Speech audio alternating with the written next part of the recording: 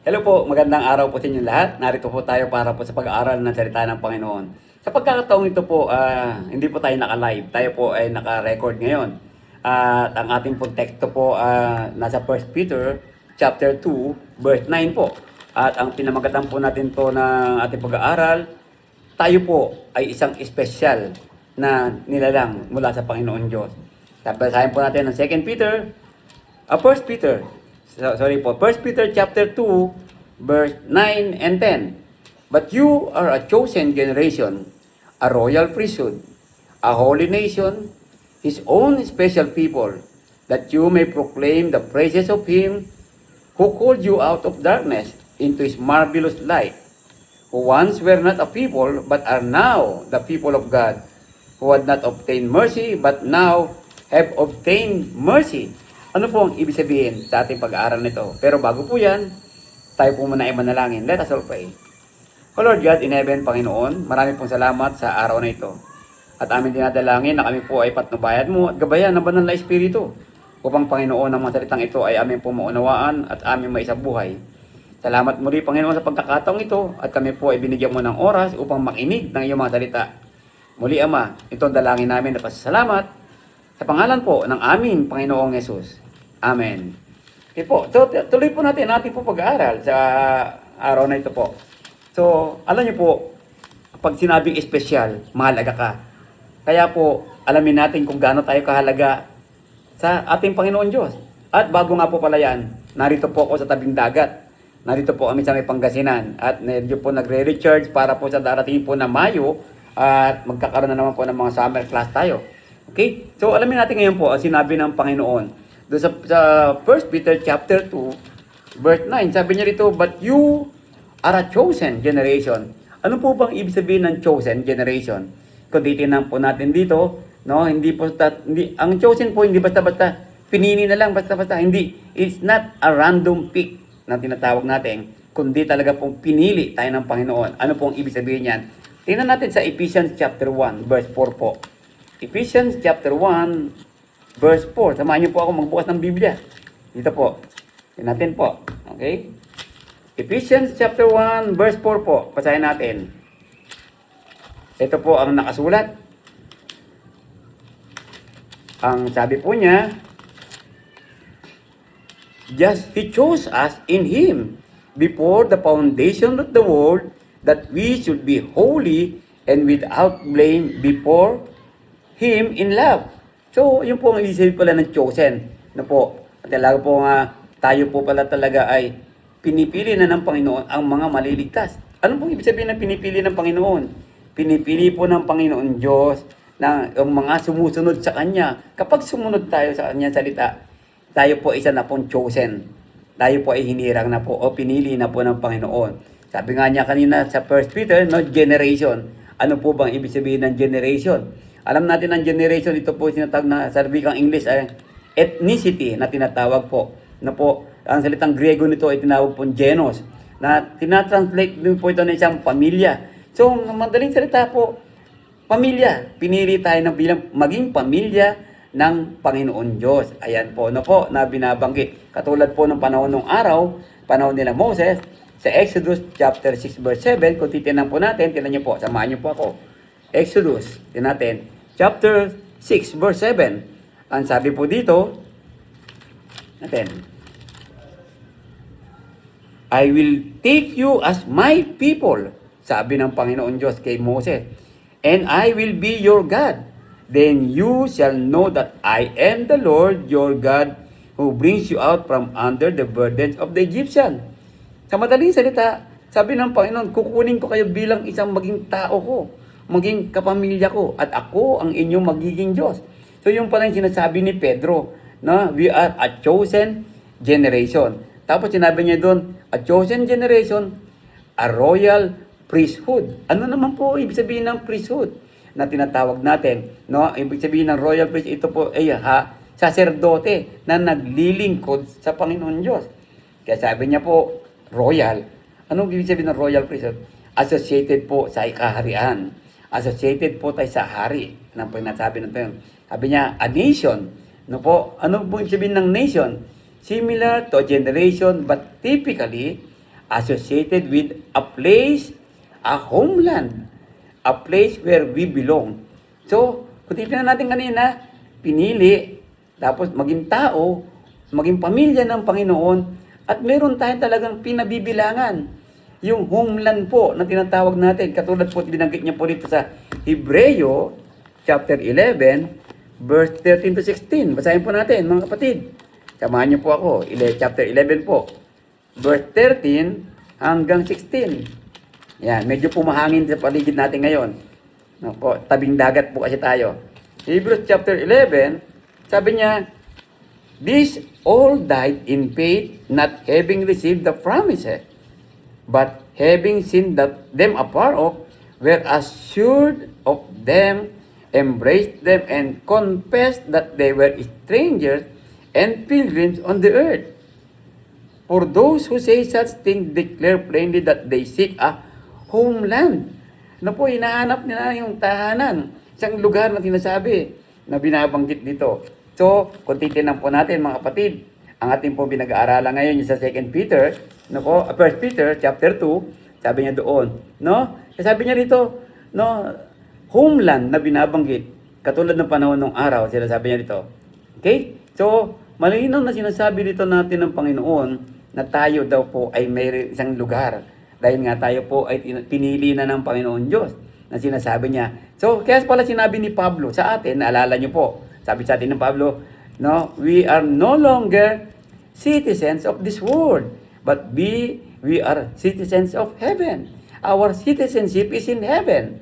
Kaya po, makita niyo po mga kapatid, ano po, hindi tayo taga rito. Bakit po? Sabi nga kanina, we are a chosen generation na maglilingkod sa Panginoon. At sino yung mga yon?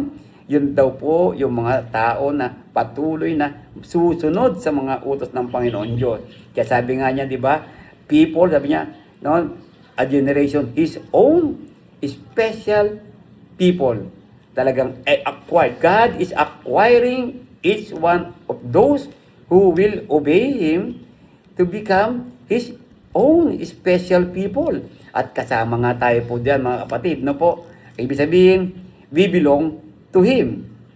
So, if we belong to Him, then, dapat maunawaan po natin kung ano pong ibig sabihin na special ka na.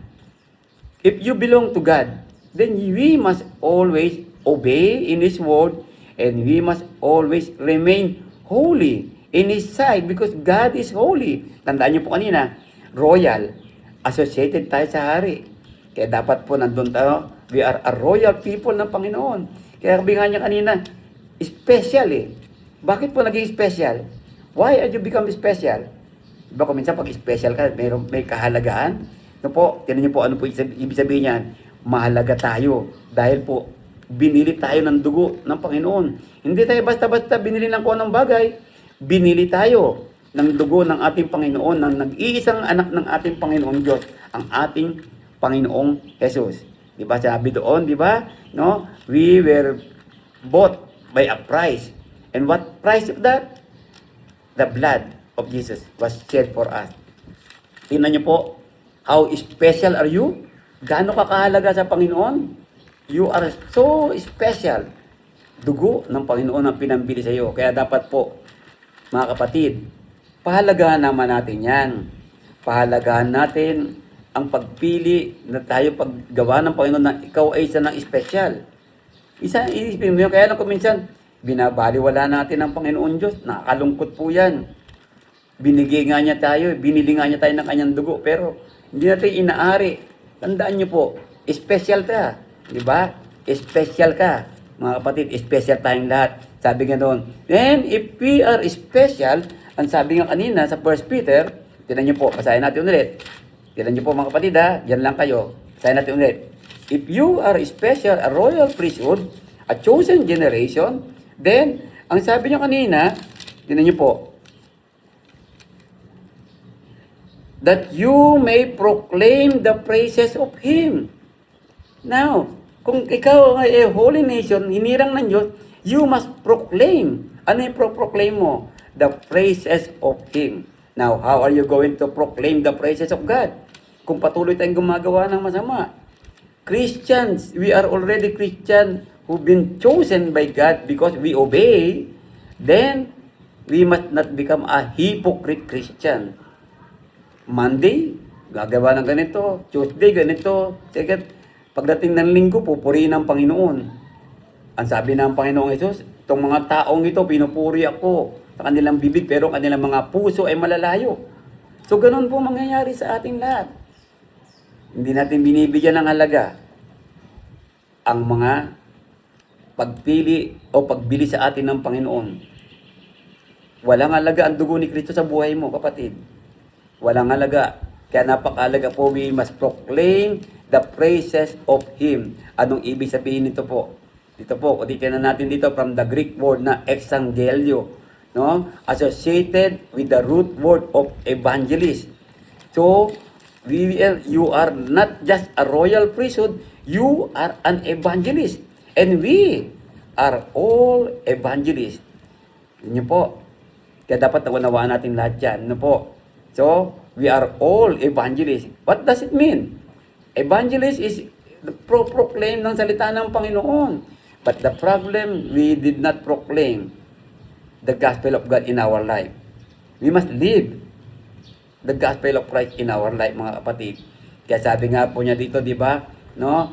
Sabi niya, we are reminded of our responsibility. What is our responsibility? Ano ang responsibilidad mo, kapatid? Bilang a chosen people of God. Kailangan mo sabihin sa iba. Kailangan mo sabihin sa iba na pinili ka na ng Diyos. Na isa ka ng espesyal. Na isa ka ng royal priesthood na naglilingkod sa Panginoon sa kanyang kaharian. Sabihin mo sa kanila, sa kaibigan mo yan. Sabihin mo sa mga kakilala mo. We must proclaim the praises of Him. We must live a holy life in this world.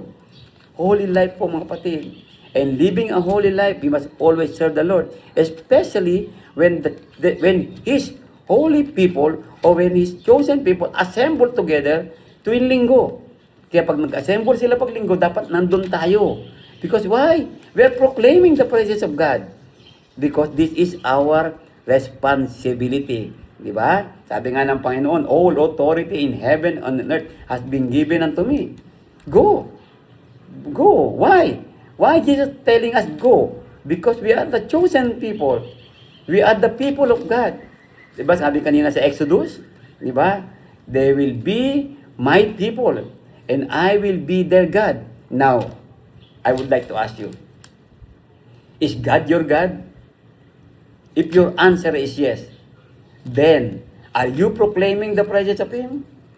If your answer is no, then you need to start now. You must become a chosen people of God by obeying Jesus, by understanding that Jesus bought you by His blood. He saves you, but that's why you need to obey. If you love Jesus, what Jesus told us, ano sabi ni Kristo sa atin?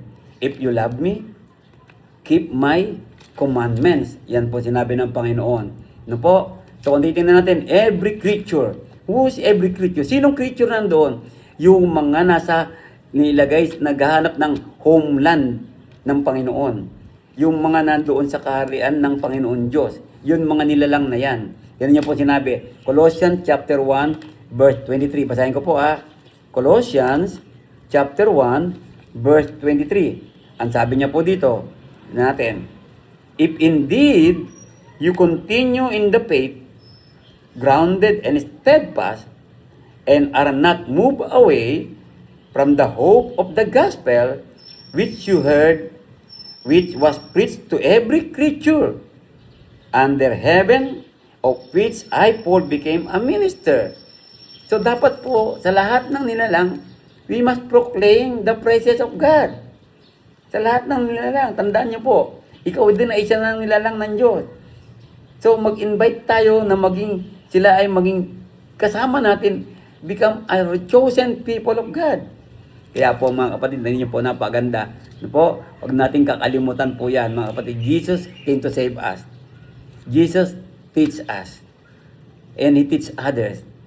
So Jesus set an example. So we need to follow an example that Jesus set for each one of us. Tandaan natin yan. Ano po? Do not forget the power of example of Jesus.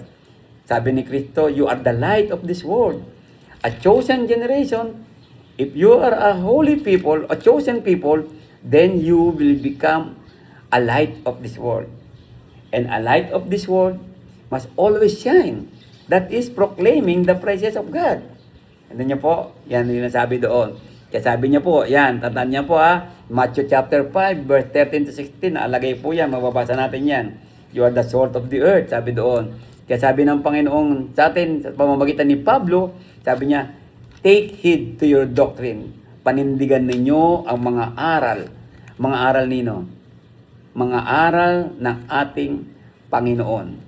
Kaya mga kapatid, ano po? Kaya po dito po, sa ni-record natin ngayon, kasi nga po hindi tayo makapag-live dahil nandito tayo sa isang lugar. Ano po? So kung titignan natin, is excellences na tinatawag dito. So, Philippians chapter 4. Basahin po natin Philippians, asa na yon? Ito po, chapter 4, verse 8. Anong sinabi niya?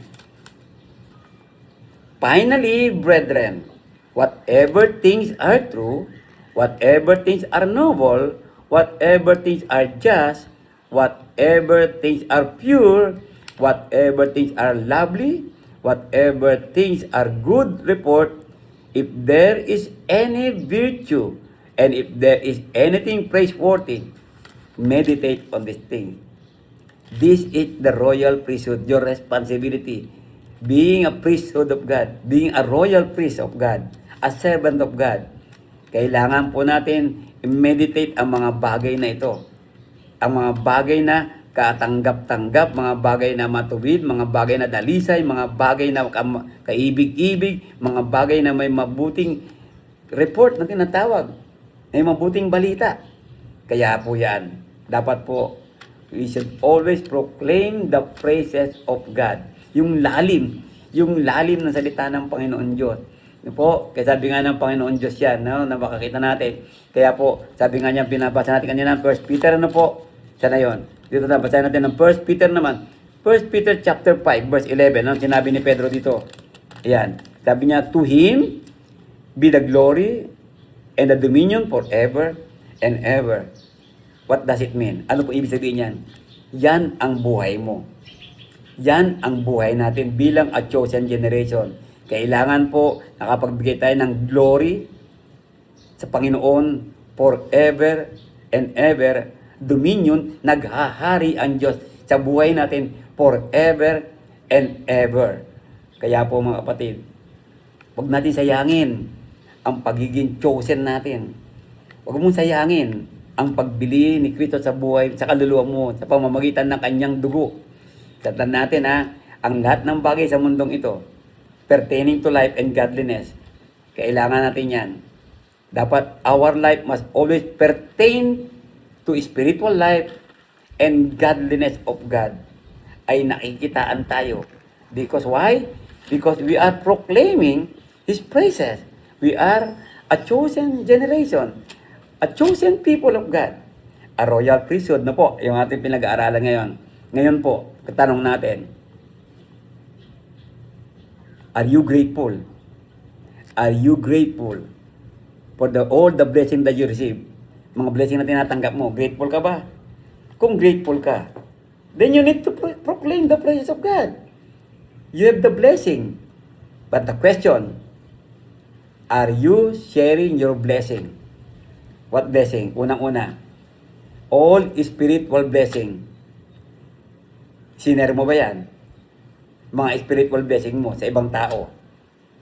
Diba? Material blessing. Did you share yung material blessing mo sa ibang tao? Tinan nyo po. Diba?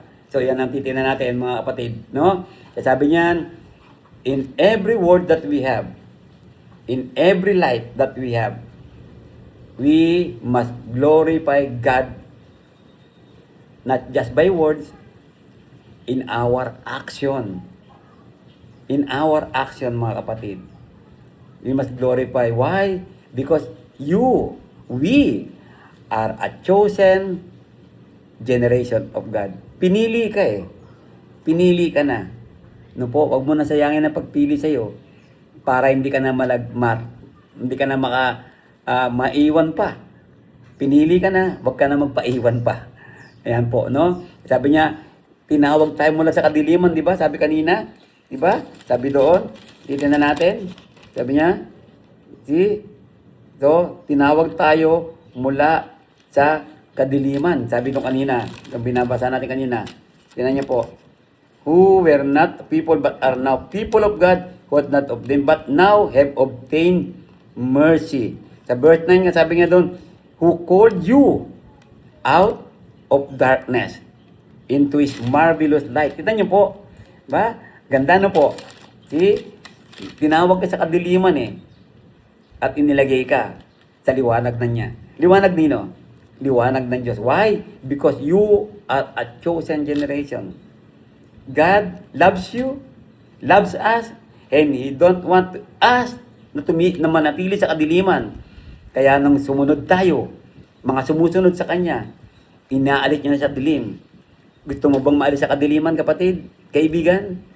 Patuloy tayong sumunod kay Panginoong Hesus para tayo makasama sa paghahanap natin ng tunay na tahanan natin sa langit, ang homeland natin na binabanggit doon. Ano po, na sinasabi doon. Kaya po, ang ating former life, tanggalin na po natin yan. Hindi na po yan ang buhay dapat natin. If you are already a Christian, kung nakikinig ka ngayon, tanggalin mo na. Manatili ka na sa liwanag.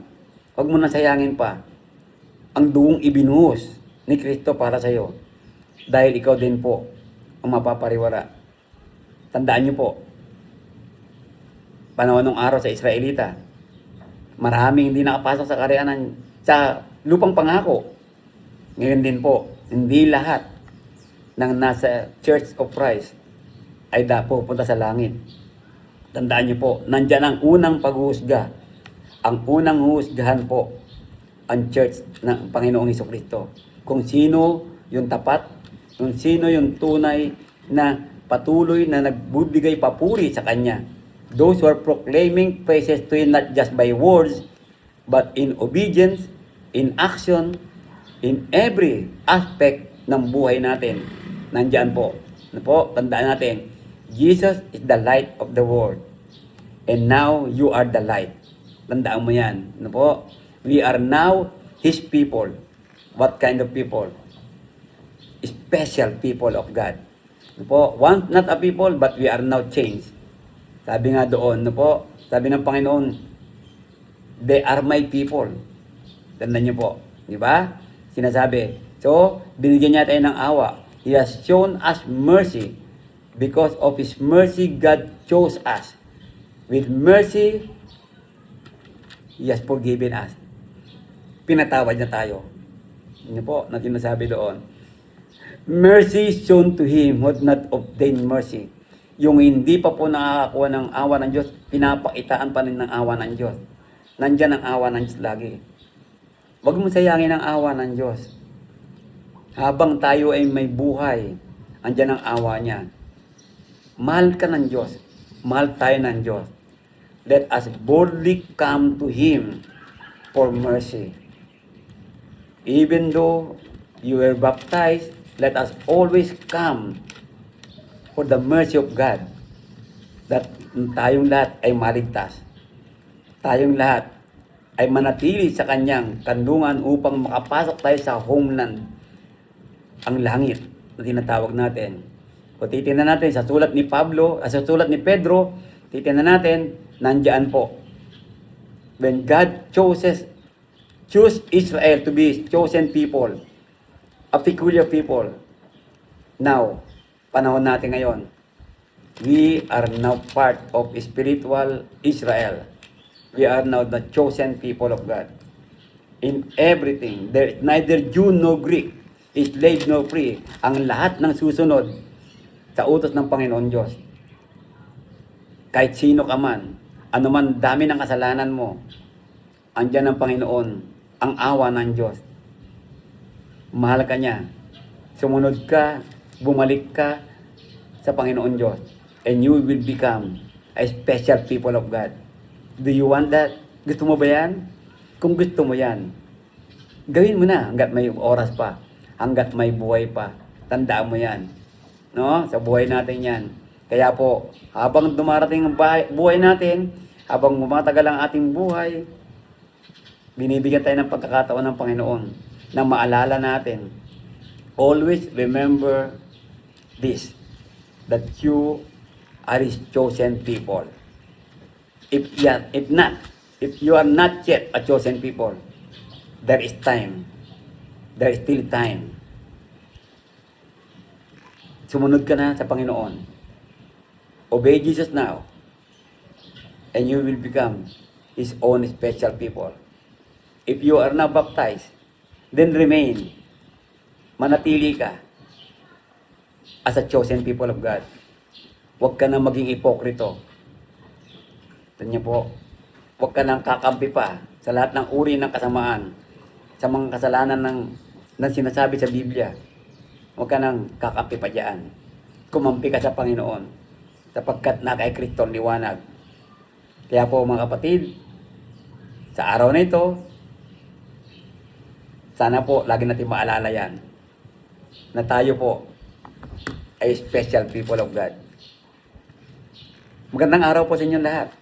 Kung kayo po ay may katanungan, mag-message lang po kayo o mag-comment lang po sa video na ito. Samahan niyo po ako sa panalangin.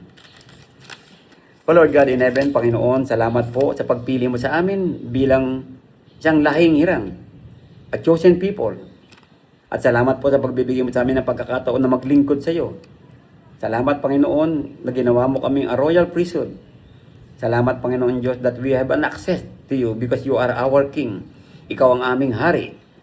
Salamat po ng marami, Panginoon. Salamat sa dugo ng aming Panginoong Jesus. Sa dugo niya na nagbigay sa amin ng kapatawaran at naibuhos sa amin ng iyong awa. Marami pong salamat, Ama. Muli, Panginoon, gabayan mo kaming lahat. Patnubayan mo kaming lahat. Sa mga may sakit na karamdaman, alisin mo po ang aming mga sakit. Sa mga kapatid namin ang lalamig, painitin mo sila, patawarin sa kanilang mga kasalanan. At kami rin po, Panginoon, ay gabayan mo lagi. Salamat po. Ito po ang dalangin namin pasalamat. Sa pangalan ni Jesus. Amen. Hello po, magandang hapon sa inyo lahat. Ang gandang gabi. Ano po? Magagabi na kasi. Nandito po ako sa tabing dagat. Ayan po. Ito po ninyo. Ayan. Ano po? Nagre-recharge lang po kami. Ano po? Dahil may tutorial center, may summer class ng mga young people. Ayan. Nandito po kami. Makita po ninyo ang view. O yun. Ano po? Okay po. Bye-bye po. God bless each one of us. Tandaan, you are a chosen people of God. Bye-bye po. God bless.